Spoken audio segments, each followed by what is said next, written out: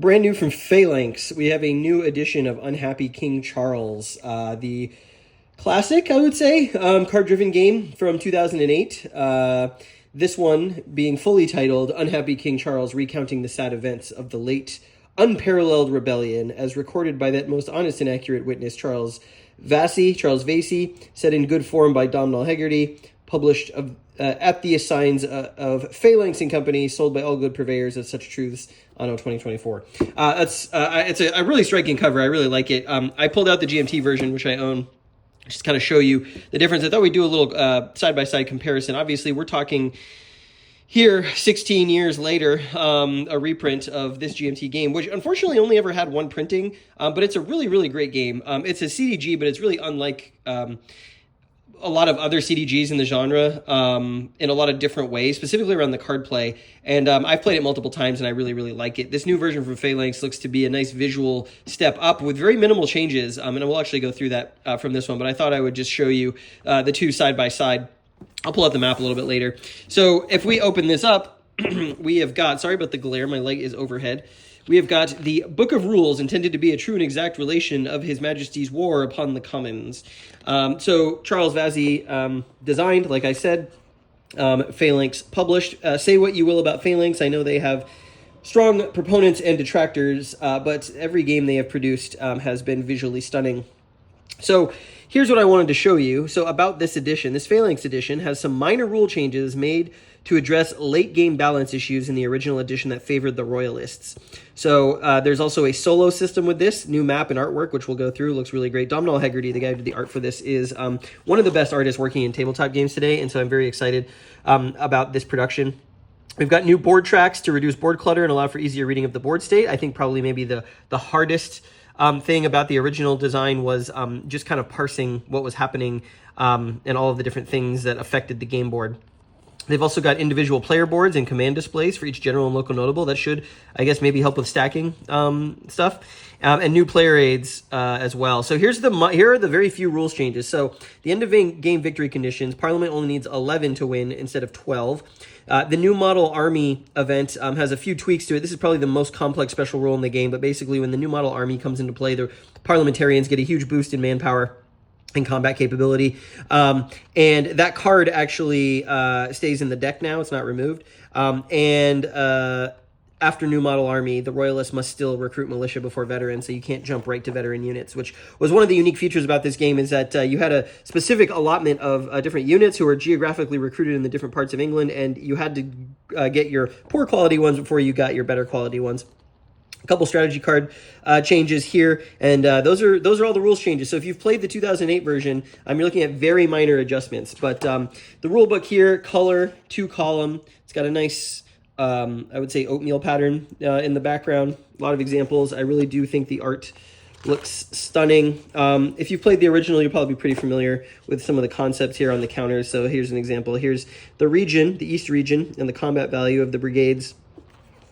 And then we've got cards as well. So here's a look at the setup, and here's some of these new commander cards on the side. So that's the rules. We've also got a playbook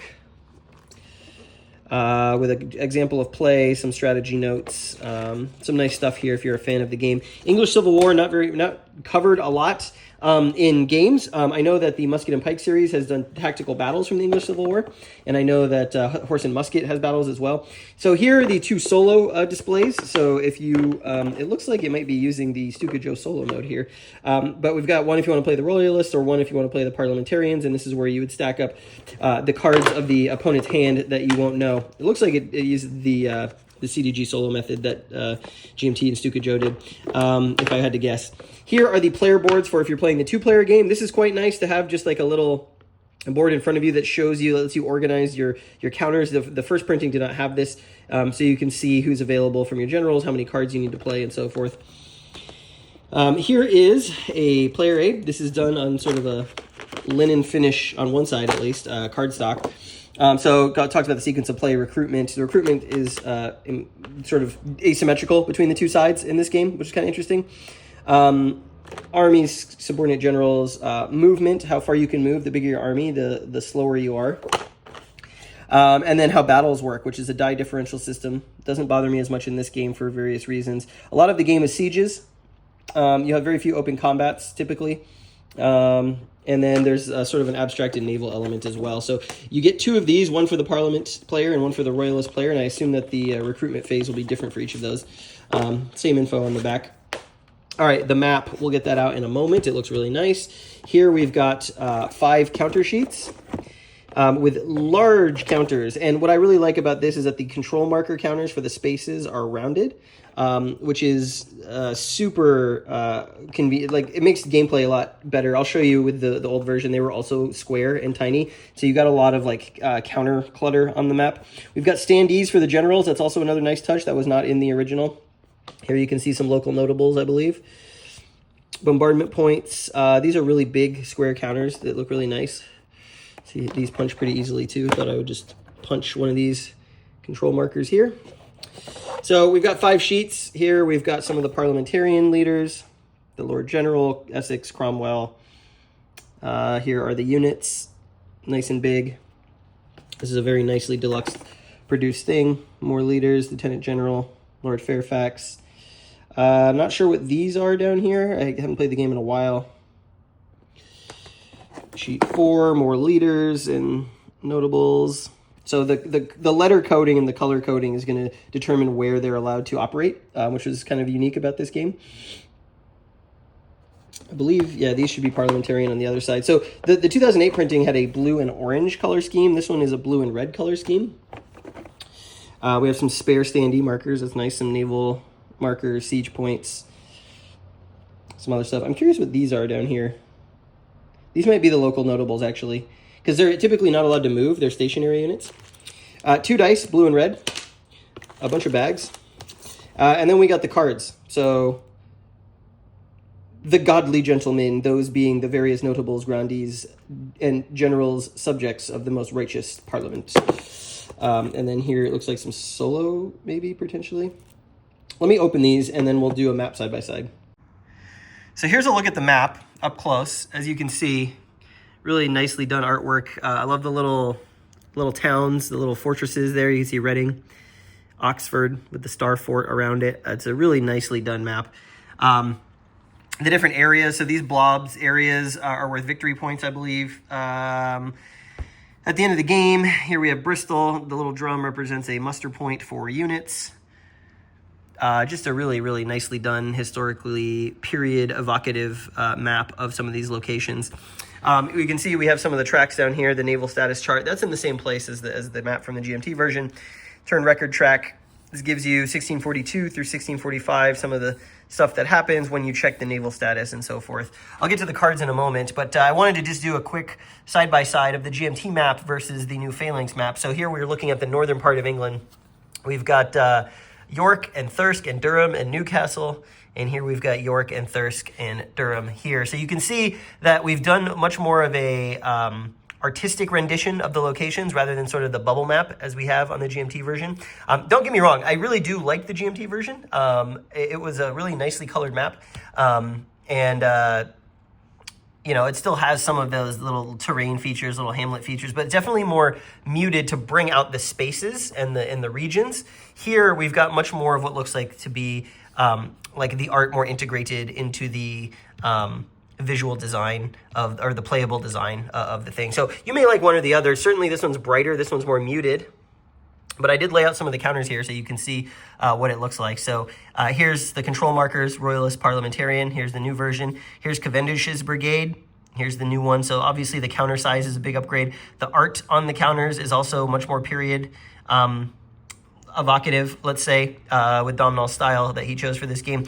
You may like one or the other better. I mean, I know that certainly as I look at this, you know, you may prefer the original, but here, I think, is a big upgrade, the leader. So here's Hopton standee. This is going to be much more visible on the board, I believe, and you won't have so much stacking stuff. And in addition to that, if I can find it, Hopton, here it is, you also get these cards for each leader in the game. They give you their stats, their region, and also you can put their units on here. So if you only want the game to be played with standees, like let's say in Here I Stand, or Virgin Queen, or Napoleonic Wars, you can do that and stack up their units on their card, which is quite nice, and put those on your side of the table. You didn't have that in the GMT version.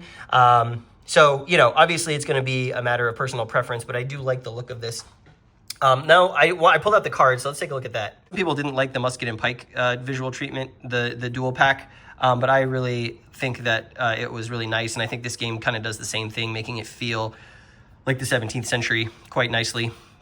Also, just the visual language on the cards is a lot more user-friendly. Don't get me wrong, these are still nice, and they fit the color palette of the GMT version. The one thing I can't figure out here is these cards, which come in the GMT version. These are a series of alternate history events. I think that were an optional rule that you can play with, or you insert some of them into the deck at a certain point. And they do all sorts of things that were sort of counterfactual to the history. I cannot find these in the deck here with this game. So it is possible these did not make it into the revised version, or they did and they're not called alt history anymore and they're just part of the event deck. I'd have to go through and look more carefully, but I really did like these cards because they added a little bit of unpredictability to what you would expect out of the English Civil War. So if anyone knows, let me know if the alt history cards are worked into this game or if they've been removed completely, because that would be the one area where the GMT version might have more content, let's say. The one interesting thing about this game is that you usually only play through the entire deck, or not even the entire deck, once. So there's never any card recycling, except in very, very few instances where you can fish a card out of the discard pile if you win a battle handily enough. I really liked that because the order in which the cards come out, knowing that you can only get the event effect one time in the game, makes a really tight, tense game, and it's just a fantastic play. It's one of the better CDGs that I've played. I would put it in probably my top 5 Unhappy King Charles, so that's why I sprung for this new edition, despite owning the perfectly playable and great GMT edition. I'm not sure, I might keep both of them, not sure what I'm going to do, but that's kind of what you're looking at here with the Phalanx version. As I'm looking, sorry, the reason that I am pausing right here, Phalanx edition is what I was going to say, it does look like the alt history cards are in the deck. So it looks like all the cards are accounted for. So here, the king abandons the bishops. That was an all history card. The king abandons the bishops. So it does look like all the cards from the GMT version have made it into the Phalanx version. I'll give you one more quick pan of the map side by side, and then yeah, I hope you enjoyed this look at the new edition of Unhappy King Charles. Highly recommend this game if you've never played it. It is a phenomenal card-driven game. Takes about 4 hours to play, I would say. Really tense, really like big decision-making, hand management stuff, and it feels very, very rewarding to play as well. So there you go. One last look here at the GMT version of the game. All these tracks down here, all the leader levels and what have you. And then if we pull this up, here's how it compares to the Phalanx version of the game. As you can see, a lot more map space here. The tracks less obtrusive to the gameplay area. Again, here's the top. The top of England. Some of the units. So there you go, Unhappy King Charles.